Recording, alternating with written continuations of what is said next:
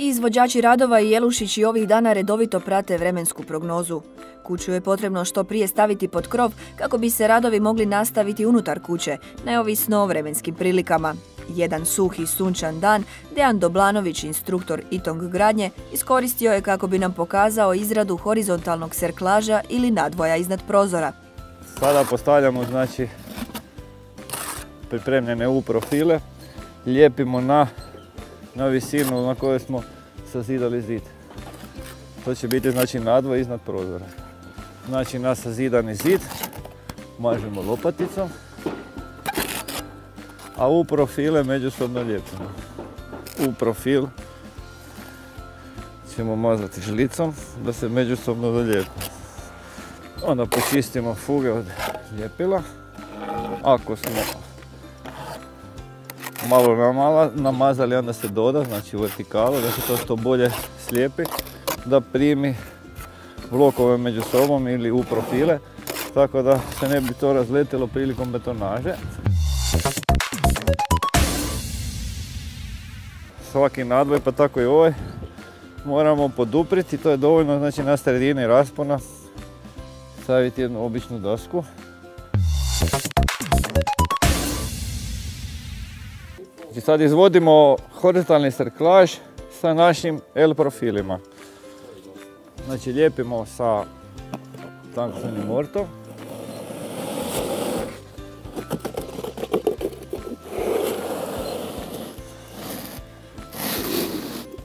Otprilike za 2 L profila. I sada postavljamo na tankostrojni mort L profil na koji će nam kasnije doći gredice za međukatnu konstrukciju, a visina L profila je prilagođena visini međukatne konstrukcije, u ovom slučaju bijelom stropu, pa je ovo sada 15 cm. Znači lijepimo sa tankostrojnim mortom međusobno i na površinu zida. Postavili smo znači L profil kao šalom za horizontalni serklaž. S obzirom da 5 cm itonga nije dovoljno da zaštiti ovaj horizontalni serklaž od upijanja vlage s vanjske strane, onda ćemo na 5 cm stijenku L profila dodati još 5 cm stiropora.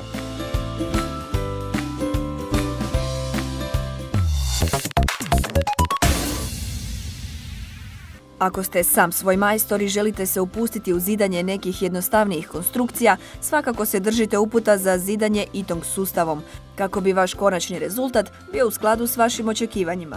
Za nosivu konstrukciju ravne krovne ploče niskoenergetske kuće Jelušić projektom je predviđen ITONG strop. Proizvodi se na mjeru za konkretan projekt, pa je zato na gradilištu puno manje otpadnog materijala. Po čemu je strop Jelušića osobit, pojasnio nam je Ranko Novak. Posebnost ovog bijelog stropa, odnosno ITONG stropa, je u tome da nema betoniranja tlačne ploče. Dakle, kompletan beton ide isključivo u primarne i sekundarne gredice. U niskoenergetskoj gradnji beton predstavlja opasnost toplinskih gubitaka, odnosno toplinskih mostova. Što manje, to bolje, slažu se arhitekti. Betonira se sa izuzetno malo betona, to je sitno zrnati beton marke 25, granulacije 1 do 4. To se radi ručno, ne treba beton pumpa, ne treba neka teška mehanizacija. Dakle, praktički sa hamperima se donese beton na ploču, potrošnja je negdje oko 12 do 15 litara po kvadratu, dakle puno manje nego kod klasične standardne gradnje. Najviše betona će otići zapravo u ove horizontalne serklaže iznad zidova. Postavljanje stropa na kuću površine kao što je Jelušićeva može se izvesti u svega dan-dva, ukoliko naravno dozvole vremenske prilike. Gleta se sa ITONG tankoslojnim mortom u kojem se doda još neki postotak cementa i time je krovna ploča monolitizirana, gotova i na nju onda idu slojevi hidroizolacije, dodatne termoizolacije, bit će i nešto zemljanog, travnatog krova u ovom projektu. I time je to gotovo. Ja se nadam da ćete vi pratiti sve faze radnje. Itong strop prikladan je i za one koji žele sami organizirati gradnju, jer je izvedba jednostavna i ne zahtijeva oplate niti puno betoniranja. Dejan je dao osnovne smjernice. Bijeli strop se sastoji, znači, od elemenata. Imamo betonsku gredicu, imamo stropni blok. Imamo još jedan dio koji se zove ležajnica. To je u stvari mala betonska gredica koja nam služi u stvari kao oplata, jer se iznad nje postavlja dodatna armatura. Znači sad postavljamo ukrute, znači dodatna rebra iznad ležajnica. Znači jednu armaturu guramo slobodno u donju zonu, a drugu ćemo postaviti u gornju zonu. Znači, samo privezujemo, znači, šipku armature za armaturu od gredice. Tako da nam bude u gornjoj zoni.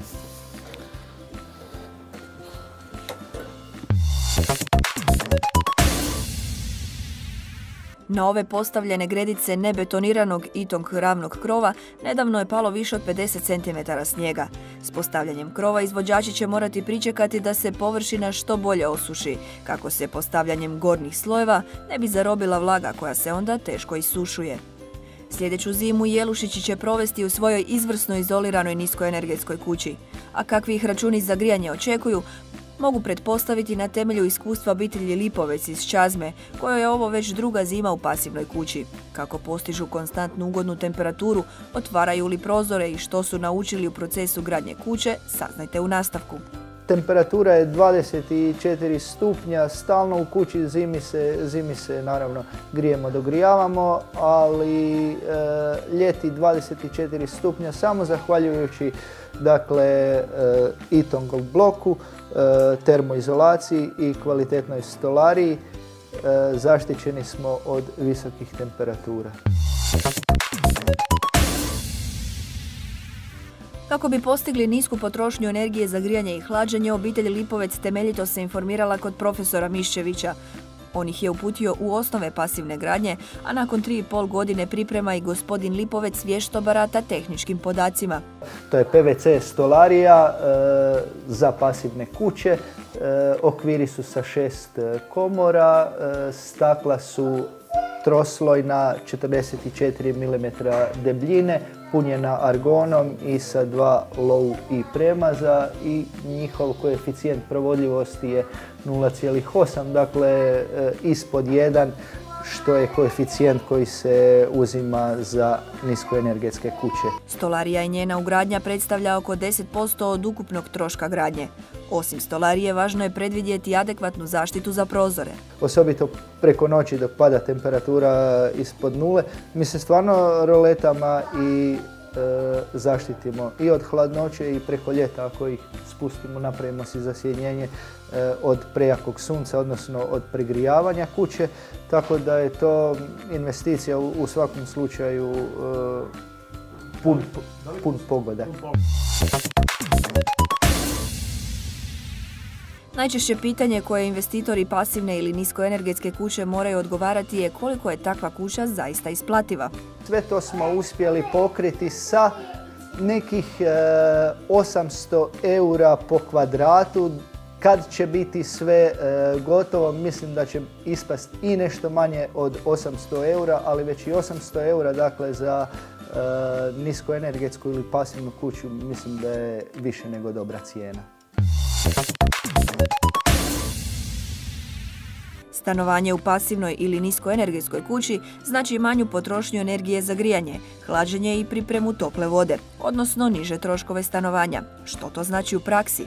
Troškove grijanja prateći kroz ovih godinu dana kako ovdje stanujemo, dakle bez ugrađenih geokolektora, grijemo se pomoću toplinske crpke koja za sad radi samo na struju i otprilike, da govorimo recimo u kunama, a ne u kilovatima, grijemo cjelokupni volumen ove kuće, dakle nekih 500 kubika je ovdje zapremine. To grijemo i pripremamo toplu vodu plus kućanski aparati sa nekih 600 kuna mjesečno, a kad se ugrade geokolektori to bi trebalo doći na 1/4, znači da bismo onda mogli doći do toga da neto kvadraturu kuće od 150 kvadrata grijemo sa 150 kuna mjesečno.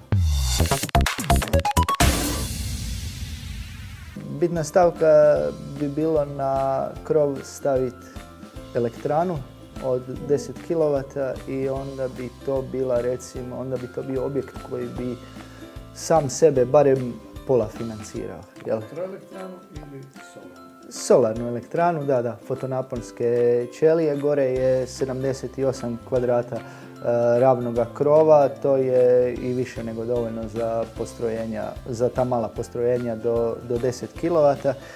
I odnos zarade od uvjetno rečeno prodane struje bi bilo stvarno, recimo, možda pola rate kredita. To bi onda bilo izvrsno. Na mjestu kuće prije se nalazio stari štagalj koji je srušen, a građevni materijal se, kao i kod Jelušića, odvajao. Sve što smo ovdje srušili ili uklonili, ništa nije izveženo, sve je dalje ugrađeno. Obitelj Lipovec živjela je u stanu u Zagrebu prije nego su odlučili krenuti u avanturu gradnje vlastite obiteljske kuće. Gospođa Lipovec sasvim slučajno potaknula je supruga na istraživanje o pasivnoj gradnji. Danas bi i drugima preporučili isto. Smo došli do toga da izgradimo ovakvu kuću, čisto ja sam više manje izvalila ovako da želim zeleni krov, budući da volim zelenu boju, misleći na ove šindre koje stavljaju na krovove i to, i onda je suprug pokazao mi šta je našao preko Google-a, dakle, taj travnati krov, i tako je to krenulo zapravo. Onda sastanci sa gospodinom Miščevićem i nakon dobre, 3-4 godine, da, smo došli do ovoga. Rijetki su oni s neograničenim budžetom za gradnju. Važno je odrediti prioritete. Pa uvijek smo se sve dogovarali isto. Imali smo naravno ograničen budžet i onda je trebalo odlučiti da li ćemo, ne znam, drvo, aluminij, stolariju, pa vidjeti gdje se dalje može uštedjeti, da se to priuštimo. Na pitanje jesu li na čemu štedjeli prilikom gradnje, jednostavno odgovaraju: Pa štedimo na režijama. Ovo je štedljiva kuća, međutim štedjet će tek kad bude završeno. Znači sve što je navedeno u glavnom projektu mi smo ugrađivali. Nijednu stavku nismo niti smanjivali, niti izostavljali, a kuća će, i to se već i sad pokazuje, ona štedi kad je ona ovako hermetički zatvorena, kad je njena ovojnica termoizolirana i jednostavno nema nikakvih gubitaka. Obitelj Lipovec gradnju pasivne kuće pripremala je oko 3 godine, a uselili su 6 mjeseci nakon početka gradnje. Ipak preostaju još završni radovi, postavljanje fasade i uređenje gornje etaže obavljat će usput i bez žurbe. Sljedeće zime ova pitanja postavit ćemo i Jelušićima.